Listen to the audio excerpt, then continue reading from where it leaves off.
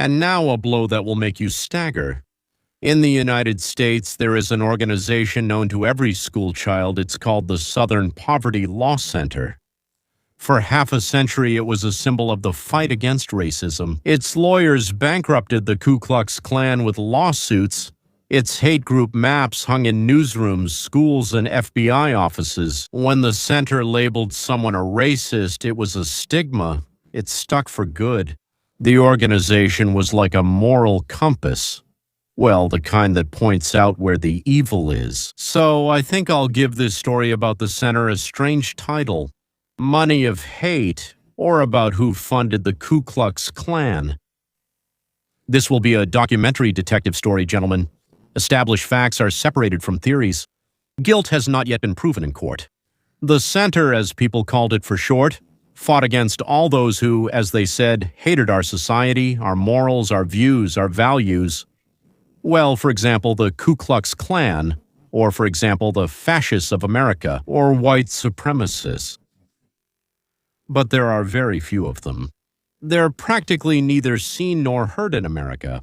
Well, to help the fight, prosecutors under Obama and Biden said that the biggest danger to America is exactly these terrifying, nightmarish white people who hate all other races, and in general, everything else. Like all white people, claimed the Democratic prosecutors. All white people, they said, have an inherited hatred of other races. I didn't make this up, that's really what they claimed. So how do you make donors send money to the Southern Poverty Law Center, believing that it's absolutely necessary to protect us from these people, even though there are almost none of them? But you have to create the impression that there are a lot of these haters.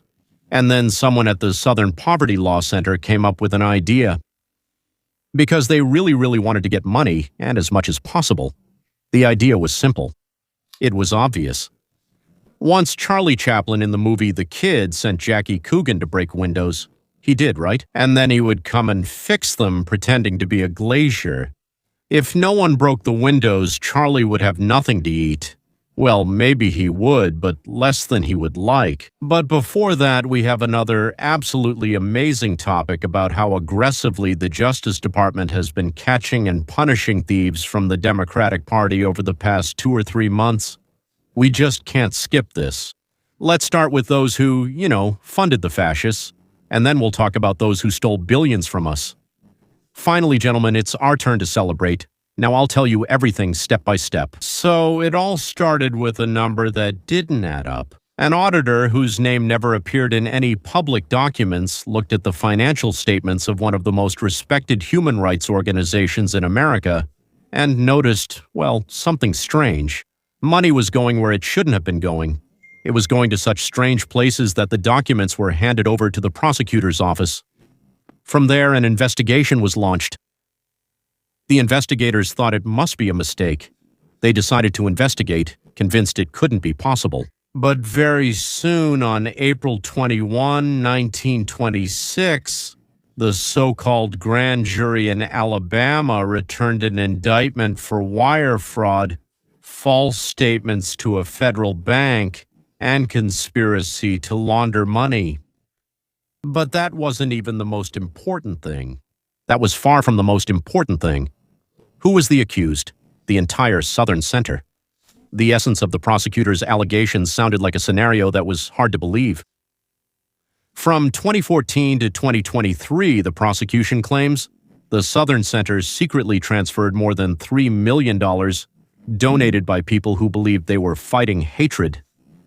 To whom did they transfer this money? To individuals connected with violent extremist groups. Where did it go?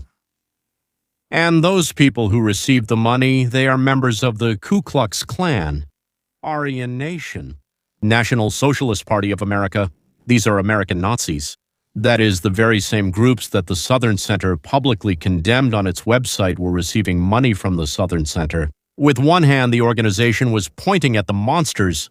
There they are, and they're terrible. And with the other hand, well, according to the investigation, they were feeding the monsters. The Southern Center was organizing racism to justify its own existence, said Acting Attorney General Todd Blanche. That's the wording of the accusation, strong and condemning. It's designed for headlines. We need to pause here. This is the prosecutor's version, not a court-proven verdict. But even as a version, it raises a question that, as they say, sends chills down your spine. And if you do have hair on your back, it makes it stand on end. Does a human rights organization have the right to exist if it lives off fighting hatred? What happens when there isn't enough hatred anymore? Gentlemen, this is both funny and frightening.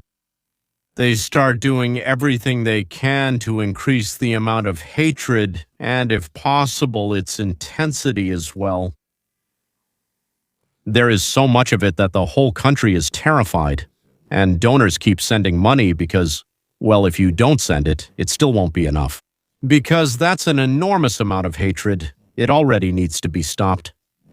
The Southern Center turned out to be an excellent organizer of hatred. The amount of hatred they produced far exceeded everything that the Ku Klux Klan, plus the National Socialists, plus the American Nazis produced during their entire existence. And money started pouring into the Southern Center. This was the end of the dark logic that draws accusations. Evil is a commodity. His evil was shown to good and decent people so that they would give money to fight evil. Part of that money went to pay for evil. The Southern Center collected money to fight hate groups. The scarier the groups, the more money people give. So how do you find out that they're scary? Oh, they make crosses, burn them, and recruit new members. The more convincing the appeal to donors, the fatter the check, right? But in America of the 21st century, the Klan is just a handful of old men in sheets, just a shadow of what it used to be. There's no real demand for their hatred. And so, as the prosecution claims, the offer means a march in white hoods, burning crosses, posters, and even speeches written by highly paid speechwriters started to be created artificially and handed out to all these guys. The growth figures produced in Russia's expanded indictment speak for themselves. The declared income of the Southern Center, the declared income of the Southern State Center, grew from about $38 million in 2010 to $130 million in 2023, which is a 233% increase. The organization's net assets increased from $238 million to $787 million over the same period. Guys, the organization has almost $800 million, and it exists to fight against something that, according to accusations, it actually helped to keep afloat. Oh, and there were also people who were paid so that they wouldn't leave. This is where the story really turns into a detective tale and gets dark. According to the prosecution, among those who received donor money were people who wanted to leave this movement, to leave all kinds of movements. It was them, according to the investigation, who were paid to stay. The Southern Center paid them thousands of dollars to keep them inside the hated groups. Well, not to get them out of there, but to make sure they didn't leave under any circumstances. According to the prosecution's logic, it was so the group wouldn't fall apart, so there would be people to write reports about, so the hate map would remain densely covered with dots, so that when a donor opened a letter asking for a donation, they would see threat, threat, threat right next to it. If you don't give money for the fight, then the person who wanted to come out of the darkness, according to this version, turned into a line of income, into a prop for a show that was staged for fundraising. And to keep the show from being exposed, you need a cover story. Every good detective story hinges on one detail that gives away the whole setup. In this case, that detail was a fictitious company. That's what the prosecutors claim. An employee of the center instructed the recipients of the money on what to say if anyone asked about the source of their income.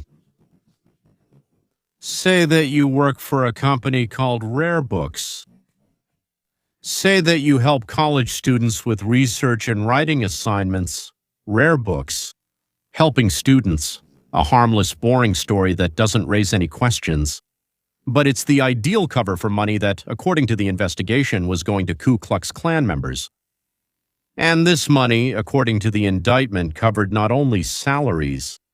The defendants were reimbursed for expenses related to the activities of the Klan, including for wood, for fuel, well, for crosses, making the crosses and burning them. They were reimbursed for this, so they spent money on it, and then submitted receipts and were reimbursed. That is, the Southern Center paid its employees. Well, they were their employees. They paid them a salary, so they were employees. Secret employees, though. So that they would buy boards, make crosses out of them, then buy kerosene or something, and pour it on these crosses. They would set them up, burn them, and get reimbursed for the materials and for their work. Expense reimbursement and monthly salary. Think about this accounting, a receipt for firewood. For the burning cross, reimbursements were submitted. According to the prosecution, they were paid out of the money of people who donated so that such crosses would never burn anywhere again. Nice. Part of the funds, it is claimed, even went to sewing white Klan hoods and to recruiting new members. Like, you can make money here. Well, I mean, nobody in this Ku Klux Klan wanted to burn anything anymore. And the Southern Center said, no, you will burn. And they paid them to do it, forcing them to do it. A symbol of hate paid for by the money of those who hated hate. Is there an accusation more cruelly ironic? Well, it's hard to come up with one, right? Now, the most controversial part of the story. To be clear, we need absolute honesty here. Many people are asking, why did all this come up right now in 2026? Why did nothing happen for years under the previous administration? Why? There is no direct proven answer. The claim that under Biden the investigation was conducted and then closed or covered up is not confirmed in public documents. This is an open question, not established facts. To present it otherwise would be to lie, but the trail that the lawmakers are following does exist. The chairman of the House Judiciary Committee, that's Jim Jordan, sent a letter to the acting head of the Southern Center demanding documents and correspondence, including with anyone. Organization, well, the Biden-Harris administration, or Harris, any organization connected to Biden-Harris. Just to be clear, even if they destroy everything, I mean the correspondence, and if there is a court order, then any communications company that serviced the Southern Center will be required to provide everything they have. And they have everything that was there. Nothing, so to speak, disappears. What's behind this? A political maneuver, a real lead, or nothing? Only time will tell. Today, it's just a question that's still hanging in the air for now, a suspicion that still needs to be confirmed or disproved. A good detective is honest with the reader. Here we have a fact, and over here, for now, just a shadow on the wall, and we don't know yet who is casting it or how. Accusations Center, of course, categorically denies any guilt. The organization calls the accusations false and claims that the government is grossly misrepresenting the nature of its work. According to their version, everything described is not funding a Klan, but classic work with informants. In other words, they spent $5 million to maintain informants. Paid sources were embedded in extremist groups, collected information from the inside, and passed it on to law enforcement agencies, including the FBI. Supposedly helping to prevent violence and stop crimes. In other words, what the prosecution calls fueling hatred, the defense calls intelligence against hatred. It's the same money and people, but in one version it's Klan support, and in the other it's an internal operation. The prosecution counters the defense's arguments, and Prosecutor General Blench stated that there is no evidence that the group shared what they obtained with law enforcement. But the defense says, no, we did share. Well, we'll find out. The court will decide who is right. Not a press conference, not a headline, not a social media post. The court, where evidence is presented, not just declared. For now, we have charges before us, serious, detailed ones. Well, supposedly backed by financial documents. But they're still just charges, right? The presumption of innocence doesn't exist just for people we like. It exists for those we don't like as well. Otherwise, it doesn't exist at all. And yet there's something in this story that goes beyond just one court case and makes you think. For half a century, the Southern Center held a terrible power, the ability to brand someone. To label an organization as a hate group meant to erase all its members from respectable society. This brand cost people their jobs, reputations, and sometimes their safety.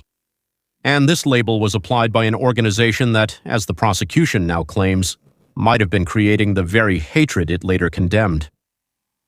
So, according to the investigation, those who were secretly paid were publicly called the worst people in America, using their real names. People who needed to be fought against. and they made money off this fight. If this is true, then we're not just dealing with a financial crime, but with a machine that produced fear and sold salvation from that fear. That's what's important to understand, and that might be the main lesson here. It's not a specific organization that's dangerous. The real danger is the model itself, where someone gains money and power by pointing out an enemy to society. There are always temptations in such a model. If there aren't enough enemies, they start to be fed, and sometimes even built from scratch.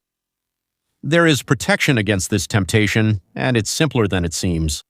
Don't take labels at face value, period. Ask who is putting them on and why. Demand facts, not a verdict or a press release.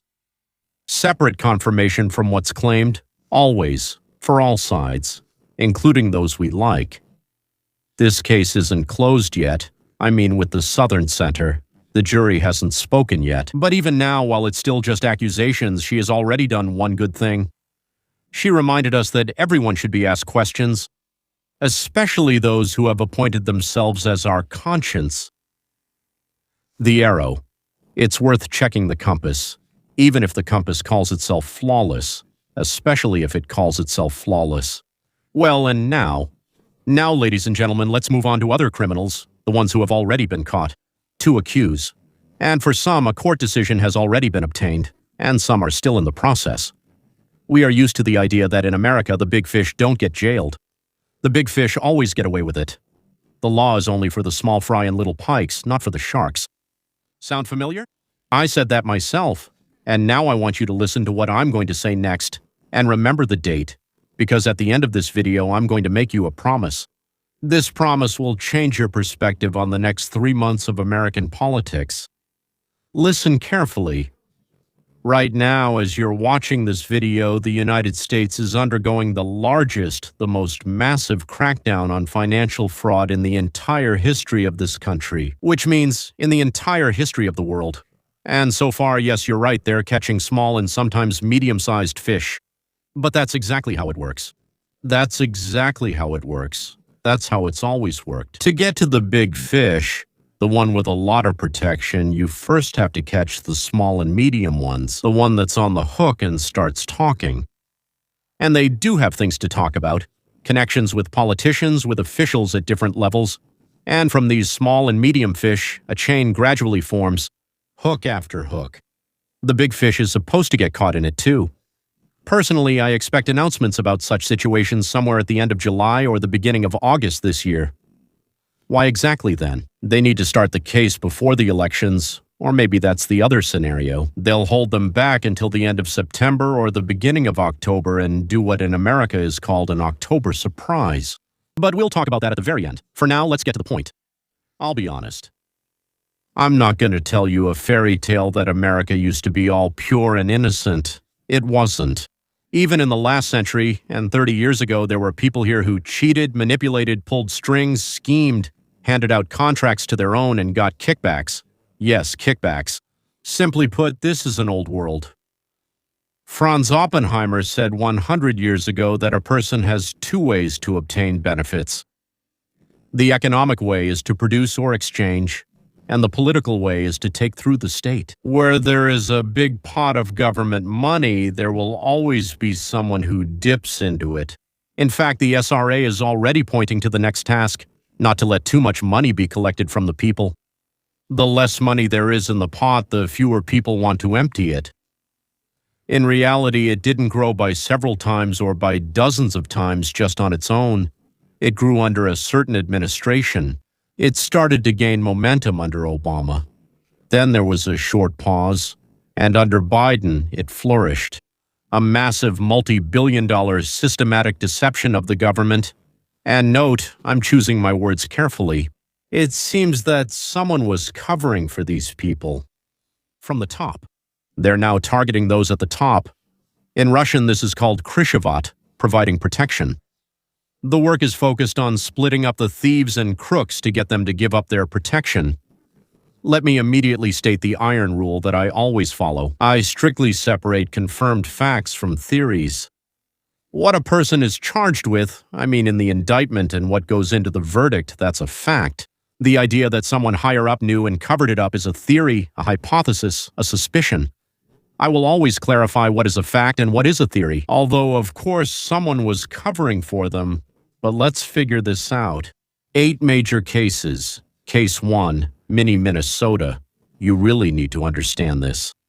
A nonprofit organization called Feeding Our Future, a powerful name, supposedly fed hungry children during the COVID pandemic.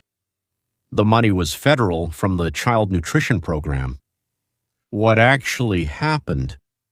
The founder of the organization, Emmy Bach, was found guilty by the Court of Financial Fraud and Bribery and was sentenced.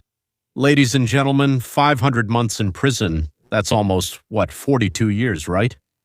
The court ordered her to personally pay more than $240 million in compensation. In total, more than $250 million federal dollars were stolen through this scheme, and about 50 million of them were recovered. This is a fact established by the court. Now think about the mechanics. Fake food distribution points, forged lists of children, invented names, thousands, tens of thousands, made up ages. One company reported feeding more than 1 million children in just a few months, children who never even existed. They invented 1 million children, and here's where the dynamics come in. This is where it gets really interesting. Because Amy Bach is not the end of the story. Ladies and gentlemen, this is just the beginning. In May of 2026, the Ministry of Justice charged another 15 people with embezzling from the state's social programs for an amount that, according to their initial findings, totaled $90 million. Among them are 8 people who are accused of defrauding the housing program. Well, that's the provision of housing for, the underprivileged, for people with disabilities and so on. This is a program that was supposed to help elderly people and people with disabilities find stable housing. It was supposed to. The program's funds have completely run out. Not a single person with a disability and not a single person without a disability. After that, there was nowhere else to go. Case 3, California. In April of 2026, a man named Paul Randall pleaded guilty to siphoning off more than $270 million from the Medicaid system. Well, that's healthcare, right? According to prosecutors, this is one of the largest such schemes in the history of the state of California. And here's a detail that really sends chills down your spine. Just think about it. This is his 7th conviction. A conviction for fraud, the 7th one. That means he was tried 6 times. And not once was he imprisoned, even though he was charged with fraud. Well, I don't know. Maybe he did less. Maybe he paid someone more. We don't know why. He got caught 6 times. He was accused 6 times. He was tried 6 times. 6 times he was found to be a thief and a fraudster. He never spent a single day in jail. Wonderful. How does that happen? The 4th case. So it's called the case of Muhammad. Well, Muhammad, right? Baby food again. In March of 2026, 5 people pleaded guilty to stealing and laundering $14.5 million. Well, just a trifle, right? Compared to 280, that's nothing. And where from? From the same child nutrition program. Family and friends, operating through a company with a nice-sounding name, Inspiring Youth. Well, they inspired the youth. They showed the way. They led the way and showed the path. In 9 months, they fed more than 1 million children. Well, on paper, right? Fake lists, again. Made up children, again. Made up ages, again. They admitted their guilt. And now here's a paradox that's worth, well, let's say pausing for a second. Do you think the more money the government gives for a good cause, the more good happens? No, gentlemen. Quite the opposite. The nobler the slogan. Like, feed the hungry children. Respectable. We'll provide housing for people with disabilities. We will. At whose expense? Let's save businesses during the pandemic. Whose business? Why save them? Why? Where do we get the money, right? A huge flow of money is being organized. The bigger the flow of money, the thicker the stacks that are sent out, the weaker the control. I don't know exactly how this happens, but it's like a law of nature, so to speak. The bigger the flow of money, the weaker the control. And the fatter that very political tool becomes, according to Oppenheimer. A noble goal works as a disguise. Who would dare to question those who feed children and with them the future? To raise a hand against the defenders of the poor means to be seen as heartless. And it is precisely under this cover, under the banner of compassion, that billions flow past those they were supposedly meant for. I congratulate those who issued them, knowing full well that they would never actually reach their intended destination. Remember this paradox. The most noble programs have become the most convenient feeding troughs, not in spite of their nobility, but because of it. Subtitles created by Dima Torzak, Case 5, Delaware. A separate state. So the case was called Saving the Business. On May 21, 2026, a federal jury found 2 people guilty, a man from South Carolina and a woman from Oregon, for a scheme that generated more than $9 million in business aid. Oh, just a trifle. So the program PPP was a program during COVID. It was created to save jobs during the pandemic.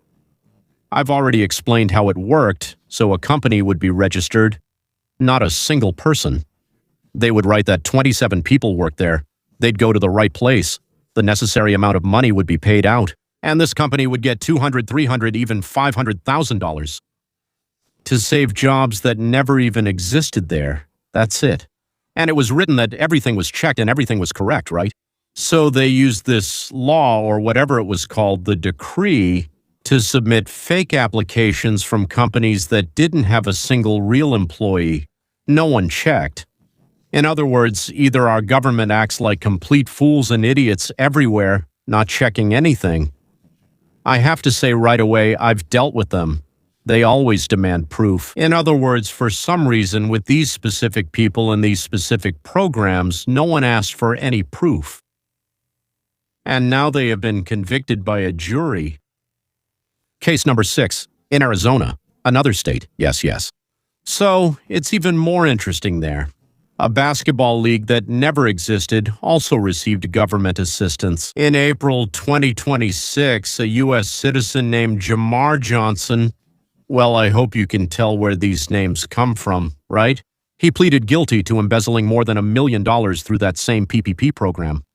He claimed that he was running an amateur baseball league.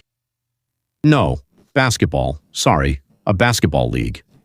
He then transferred the money into cryptocurrency and moved it to foreign markets to cover his tracks. He admitted guilt. Pay attention to detail. Crypto. Prosecutors say plainly, as soon as the stolen money is turned into cryptocurrency, it becomes almost impossible to trace. That's why they say the main thing is to make sure the money doesn't leave the treasury at all. There should be a system that catches the fraudster before the payout, not after. Well, Case 7, New York. That means Buffalo, New York. In May 1926, a grand jury indicted 6 people for a scheme involving cashing stolen U.S. Treasury checks. They took other people's checks, tax refunds issued to other individuals, opened accounts under those names using fake documents, and withdrew the money. Well, just great. Fact, charges have been filed. So in this case, they're not stealing from the program, but directly from citizens' pockets. Through the refund system, and now case number 8, California, Don Williamson. Former aide to California Governor Gavin Newsom, Don Williamson, has pleaded guilty. What did she do? Together with an accomplice, she set up a scheme to withdraw money from the dormant campaign account of the former Minister of Health, about $225,000 over a little more than 2 years. Small stuff. Plus, there was also fraud involving those same loans. She asked an acquaintance to backdate a contract, fictitiously, of course, in order to obtain the right to a loan and have it written off. Oh, wow. Plus fake tax returns where personal expenses, well, like bags, all sorts of luxury items, jewelry were included. Private jet flights, vacations in Mexico, installing a home air conditioning system, hundreds of thousands of dollars to relatives for completely non-existent jobs. All of that was recorded as business expenses. He has pleaded guilty and is awaiting sentencing. The governor himself is not mentioned in the charges. That's important. I'm emphasizing this as a fact. He doesn't handle trivial matters. That's what assistants and aides are for. And notice how this case differs from the first families. Here, the money isn't just going into someone's pocket. Here, they're woven into the political machine. Campaign accounts, the governor's aides, relatives on fake jobs. Here's the bridge from small-time players to politics, in 8 cases. I mean, there aren't 8, there are 800. I just told you. Yeah, I spread it across 8 states. Yeah, and every time it's the same setup. A respectable front, a flow of government money. This is money that we, those who pay, have paid into the treasury. The disappearance of this money into someone's pockets. They say, frankly, this has simply never happened before, neither in scale nor in speed. And now all of this is being brought to light. Finally, credit must be given here. Elon Musk, he helped a lot. His team. Remember? RAIN, right? The Department of Government Efficiency. It was created in the first months of Trump's second term. And at first it was Musk who headed it. By January 1st, 1926, RAIN reported savings of $215 billion. $215 billion. Do you know what that means per person, including the little children who were born yesterday? That's $1,335 for each person. That's what they discovered in the first months of work. Elon Musk himself spoke figuratively. They ask how to look for fraud in the government, and I answer, just go in any direction. As the military would say, it's a target-rich environment. Go in any direction. Thieves are everywhere you go, and as they say in Russia, it's one thief after another. How long was Musk in this role? 4 months? And he left. The key point is they kept digging. They just stopped shouting about it loudly. The work went deeper into silence. And based on what Musk's team had dug up, a new structure was created under the Vice President of the United States. It's called the White House Task Force. White for eliminating fraud. Well, the White House Task Force for eliminating fraud, right? It's headed by Vice President J.D. Vance. And here's what Vance discovered, and in my opinion, this is the most revealing observation of all. He said, it turned out that government agencies simply weren't talking to each other. What does that mean? The Treasury had evidence of financial fraud but didn't report anything about it to the Department of Justice. Interesting, isn't it? The Department of Health had evidence of Medicaid fraud. These are payments for the sick, so to speak, for the poor, the elderly, the disabled, and so on. But it didn't tell the Treasury about it. And why is that? Everyone was sitting on their own pile of data and for some reason kept quiet. So you ask yourself, is this stupidity or something else? Vance's group. Right now, on the eve of the elections, the group is showing Americans what has been happening all these years while the Democrats were in power. And the count is already underway.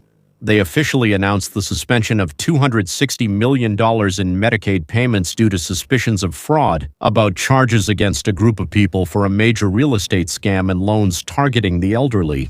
About hundreds of high-risk hospice and home health care providers in California. And this is where I move on to a theory. So I emphasize to the version, not to the fact. There is serious suspicion that in these states, well, 8, actually not 8, but 48, especially where one party has ruled for decades, the politicians of the Democratic Party. They either knew what was happening or turned a blind eye. Well, they knew and turned a blind eye. Or they simply covered it up for money, or maybe for political support, we don't know, or they were involved. And these people are directly involved themselves, which to me is basically the same thing. We don't know for sure. That's why I'm not saying that's the case. But what really chills me is something else. Apparently, informants have talked about this. So people showed up at government agencies, at the FBI, the management, the Ministry of Health, and so on, and they said, guys, what's going on? Look here, 1, 2, 3. The signals were coming in. And in response, there was silence. Silence. For years, nothing. Nothing was done, and this points to one of two things. Either these people didn't want to touch these schemes. Why, right? For some reason, right? Or they themselves were somehow involved in this and were getting some kind of benefit from it. I'm not saying it was necessarily money, right? But they were getting some kind of benefit. The third explanation, it's hard to come up with another reason for years of inaction despite the warning signs. At least I can't think of a third option at all. Another indirect detail that adds to the picture. When Vice President Vance called a meeting of his anti-fraud group, 15 people showed up, so he asked the state attorney general to come to him, not exactly in order since no one can give orders. He asked him to come and report on the situation. They knew why they were coming. 15 attorneys general arrived, all Republicans. All Republicans. And 24 Democratic attorneys general didn't show up. What did they say? Oh, well, the invitation came too late, or maybe they really didn't make it in time. Or maybe this is again not the New York version, and they wanted to take part in digging up what was happening on their territory because they were afraid the trail would lead to themselves or their bosses. And here the Democratic Party is facing a huge problem. A separate issue from fraud, but connected to it by a common logic. When the old guard is compromised, the party starts bringing in new faces. People who haven't previously participated in its government. Well, you know, in theft and fraud, among this so-called fresh blood, right? Sometimes they bring out people who make you unsure whether to laugh or cry. The most high-profile and interesting example, candidate for Senate from the state of Maine, Graham Platter.